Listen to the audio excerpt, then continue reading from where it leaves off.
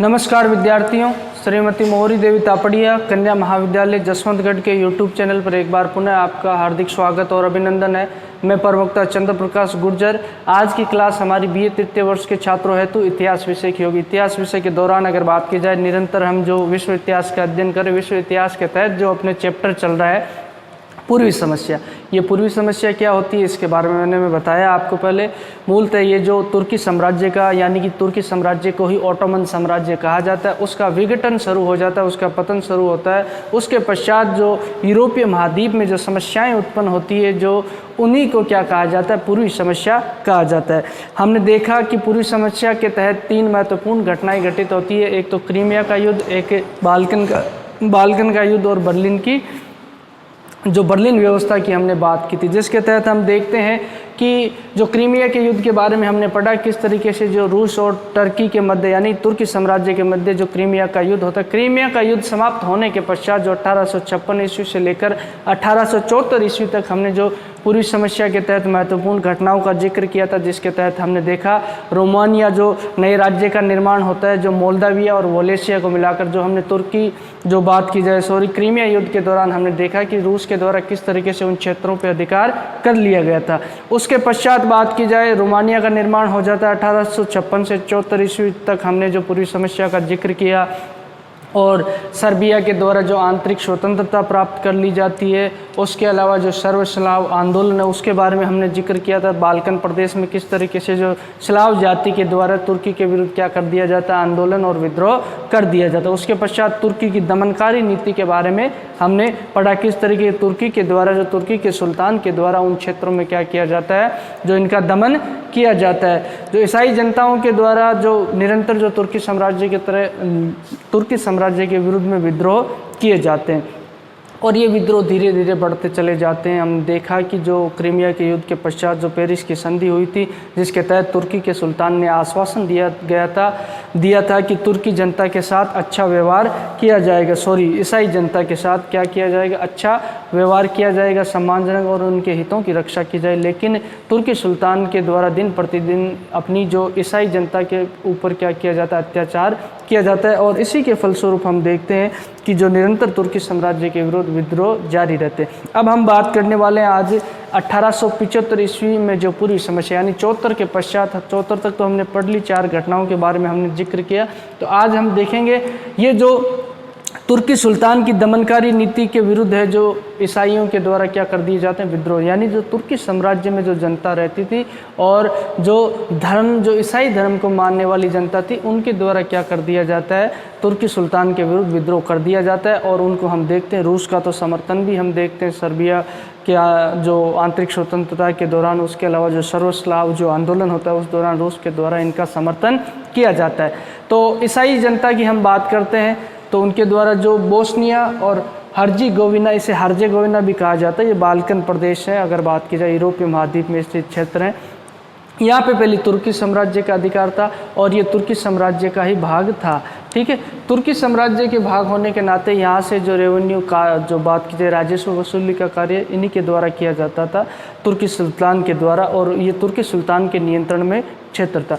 अब यहाँ पे जो रहने वाली ईसाई जनता थी उनके द्वारा क्या किया जाता है, तुर्की के जो अत्याचार, सुल्तान का अत्याचार बढ़ने लगता है और उसकी दमनकारी नीतियाँ हावी होती है। तो 1875 ईस्वी में जो तुर्की के विरुद्ध यहाँ की जनता, ईसाई जनता के द्वारा जो क्या कर दिया जाता है, विद्रोह कर दिया जाता है तुर्की के सुल्तान के विरुद्ध, और तुर्की के शासन को मानने से इनकार कर दिया जाता है। अब ऐसी परिस्थितियाँ पैदा हो जाती है तो तुर्की के सुल्तान के द्वारा इस विद्रोह का दमन करने के लिए अपनी सेना भेजी जाती है। लेकिन इस सेना को यहाँ के ईसाई लोगों के द्वारा क्या कर दिया जाता है, पराजित कर दिया जाता है। पराजित करके वहाँ से खदेड़ कर भगा दिया जाता है और स्वतंत्रता की घोषणा इनके द्वारा कर दी जाती है।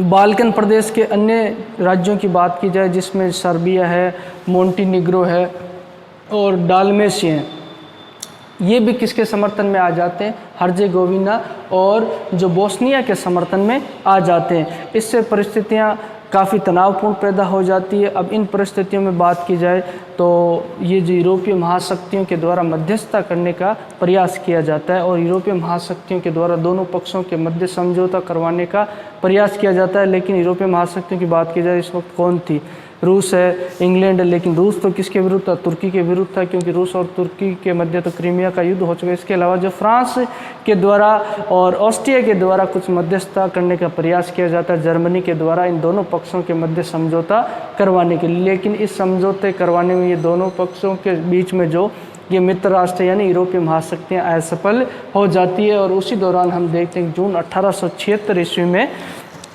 जो यहाँ के लोगों के द्वारा जो बोस्निया और हर्जिगोविना के लोगों के द्वारा जो तुर्की के विरुद्ध क्या कर दी जाती है? युद्ध की घोषणा कर दी जाती है। और पुनः जो बात की जाए, यूरोपीय महाद्वीप में अशांति और अस्थिरता पैदा हो जाती है। इसी दौरान जो हम देखते हैं कि इन दोनों पक्षों के मध्य जो समझौता कराने का प्रयास ऑस्ट्रिया के द्वारा किया जाता है, और इसी समझौते के तहत ऑस्ट्रिया का जो एक विदेश मंत्री होता है, विदेश मंत्री एंड्रासी जो विदेश मंत्री, उसके द्वारा जो एक प्रस्ताव तैयार किया जाता है, और उस प्रस्ताव की जो क्या क्या विशेषताएं होती है उसके बारे में हम बात करें। यानी कि जो ऑस्ट्रिया का विदेश मंत्री होता है एंड्रासी, उसके द्वारा जर्मनी और रूस के सहयोग से एक प्रस्ताव तैयार किया जाता है, बोले दोनों पक्षों के मध्य कैसे समझौता हो सके, जिसके तहत उसके द्वारा कुछ नियम और कुछ प्रावधान तैयार किए जाते हैं। आज हम उसके एंड्रासी नोट के प्रावधानों की बात करते हैं कि उसके द्वारा कौन कौन से प्रावधान तैयार किए गए। तो हम देखते हैं कि एक तो बोले ईसाइयों को पूर्ण धार्मिक स्वतंत्रता प्रदान कर दी जाएगी, यानी कि जो तुर्की साम्राज्य में रहने वाले ईसाई हैं उन ईसाइयों को पूर्णतः धार्मिक स्वतंत्रता प्रदान की जाए। ये तुर्की साम्राज्य को किसके द्वारा कहा जाता है? इस एंड्रासी द्वारा किए गए नोट्स में, यानी जो उसके द्वारा कहा जाता है। और कहा जाता है कि जो तुर्की साम्राज्य के अंतर्गत जो ईसाई जनता है, किसान है, उनके ऊपर जो अत्याचार किया जा रहा है उस अत्याचार को समाप्त किया जाएगा, और जिसके तहत उनकी दशा को सुधारने का प्रयास किया जाएगा। अतिरिक्त जो भी कर होंगे उनको हटाने का प्रयास किया जाएगा। और तीसरी जो टैक्स रेवेन्यू कलेक्ट करते हैं या कर वसूली करते हैं, उसमें कर वसूली में जो ठेका पद्धति के अनुरूप जो कर वसूल किसी व्यक्ति को ठेके पे दे दिया कि इस क्षेत्र से आपको कर वसूल करना है, हमें तो इतना पैसा चाहिए, उसके अलावा आप कितना पैसा वसूल कर पाते। तो इससे क्या होता था? किसानों का शोषण होता था। तो यहाँ जो ये प्रस्ताव रखा गया किसके द्वारा? जो इस एंड्रासी के द्वारा, कि ये ठेका पद्धति को जो किसानों से कर वसूल करने की पद्धति है उसको क्या कर दिया जाए? समाप्त कर दिया जाए। और उसके अलावा जो स्थानीय कर वसूले जाते थे, अतिरिक्त और अन्य कर वसूले जाते थे, उन करों का बोले उपयोग है जो स्थानीय कार्यों हेतु यानी स्थानीय लोगों के विकास हेतु किया जाना चाहिए। ये बात किसके द्वारा कही जाती है? एंड्रासी के द्वारा कही जाती है। तो इसी बात को लेकर पुनः जो ये इसका प्रस्ताव क्या हो जाता है? जो असफल हो जाता है। तुर्की के सुल्तान के द्वारा बाकी सभी शर्तें मान ली जाती है। इस बात को अस्वीकार कर दिया जाता है कि स्थानीय करों का उपयोग स्थानीय कार्यों के लिए होगा, इसको अस्वीकार कर दिया जाता है तुर्की के सुल्तान। उसके अलावा ये भी इसमें रखा जाता है कि जो एक आयोग का गठन किया जाएगा, और जो ये सुधार कार्य सुझाए गए हैं इसके द्वारा, एंड्रासी के द्वारा जो अपना प्रस्ताव रखा गया है, उन सुझाव कार्यों को लागू करवाने का कार्य कौन करेगा? ये आयोग एक कमीशन करेगा। कमीशन का गठन कर दिया। इस कमीशन के सदस्यों की बात की जाए तो इन कमीशन के सदस्यों में जो आधे सदस्य कौन होंगे? ईसाई जाति के होंगे, यानी 50% कौन होंगे? ईसाई होंगे। इनको प्रतिनिधित्व दिया जाएगा। तो इस तरीके से जो सुझाव सुझाए जाते हैं एंड्रासी के द्वारा जो दोनों पक्षों के मध्य समझौता करवाने के लिए। और उसी दौरान हम देखते हैं कि तुर्की के सुल्तान के द्वारा बाकी सभी शर्तें स्वीकार कर ली जाती है, लेकिन स्थानीय करों का स्थानीय कार्यों के विकास हेतु प्रयोग, इस शर्त को क्या कर दिया जाता है? अस्वीकार कर दिया जाता है। इधर इंग्लैंड के द्वारा भी इसमें खासा दिलचस्पी नहीं ली जाती है।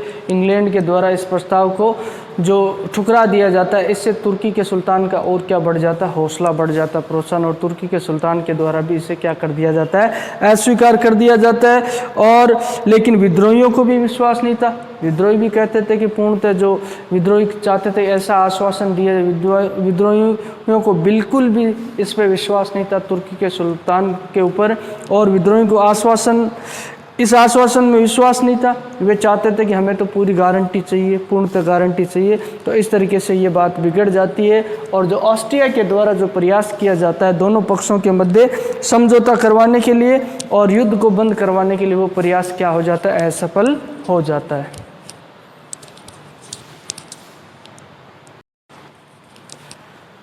तो विद्यार्थियों, आज की क्लास में हमने जो बात की जाए क्रीमिया के युद्ध के पश्चात होने वाली घटनाओं के बारे में जिक्र किया। 1874 से लेकर 56 तक की घटनाओं का हमने जिक्र किया था, जिसके तहत रोमानिया का निर्माण हो जाता है यूरोपीय महाद्वीप में और सर्बिया को पूर्णतः आंतरिक स्वतंत्रता मिलती है। तुर्की की दमनकारी नीति बढ़ती चली जाती है और जो रोमानिया का निर्माण किसे हो तो मोल्दाविया और वोलेशिया को मिलाकर हो जाता है। उसके पश्चात जो हम देखते हैं 1875 ईस्वी के पश्चात यूरोपीय महाद्वीप में अन्य महत्वपूर्ण घटनाएं घटित होती है, जिसके तहत हम देखते हैं कि हर्जेगोविना और बोस्निया ये जो प्रांत होते हैं, इनमें जो तुर्की साम्राज्य के विरुद्ध, तुर्की सम्राट के विरुद्ध वहाँ की ईसाई जनता के द्वारा क्या कर दिया जाता है, विद्रोह कर दिया जाता है। और इस विद्रोह में हम देखते हैं कि यूरोपीय महाशक्तियों के द्वारा इन दोनों के मध्य छिड़े संघर्ष को समाप्त करने का प्रयास किया जाता है, लेकिन यूरोपीय महाशक्तियाँ भी असफल होती है। तुर्की के सुल्तान के द्वारा इस विद्रोह का दमन करने के लिए जब अपनी सेना भेजी जाती है तो उस सेना को यहाँ के लोगों के द्वारा जो पराजित करके खदेड़ दिया जाता है और जून 1876 ईस्वी में जो तुर्की के विरुद्ध इनके द्वारा क्या कर दी जाती है, युद्ध की घोषणा कर दी जाती है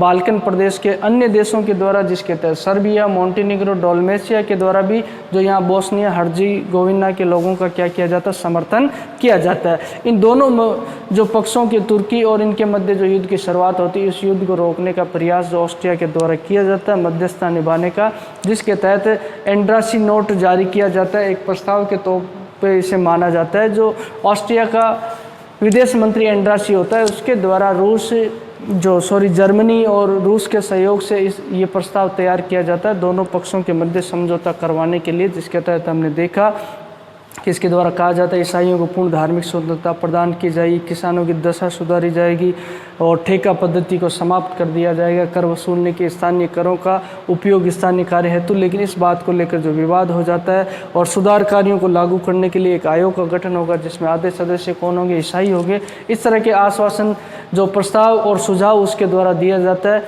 लेकिन तुर्की के द्वारा भी इस प्रस्ताव को अस्वीकार कर दिया जाता है। सिर्फ एक बात को लेकर, बाकी शर्तें तो मान ली, लेकिन जो स्थानीय करों को जो उनका प्रयोग स्थानीय कार्य हेतु करने की बात को लेकर उनमें विवाद हो जाता है।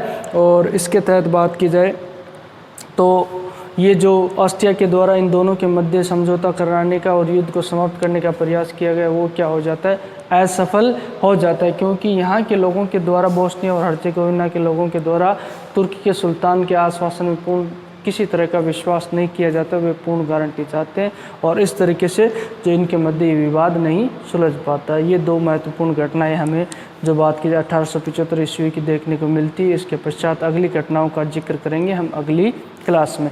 तो बोलिए, यहाँ तक आपको कोई चीज़ समझ में नहीं आई हो, किसी तरह की समस्या हो, शंका हो, तो आप निसंकोच पूछ सकते हो। और इसके अलावा आपके पास जो शैक्षणिक व्हाट्सएप ग्रुप अवेलेबल है, उसके माध्यम से आप अपनी बात मुझ तक पहुँचा सकते हो। और इतिहास विषय से संबंधित किसी तरह की जिज्ञासा, उत्सुकता हो तो आप मुझसे साझा कर सकते हो। अध्ययन अध्यापन से संबंधित किसी तरह की राय या सुझाव, वो भी आपकी आमंत्रित है।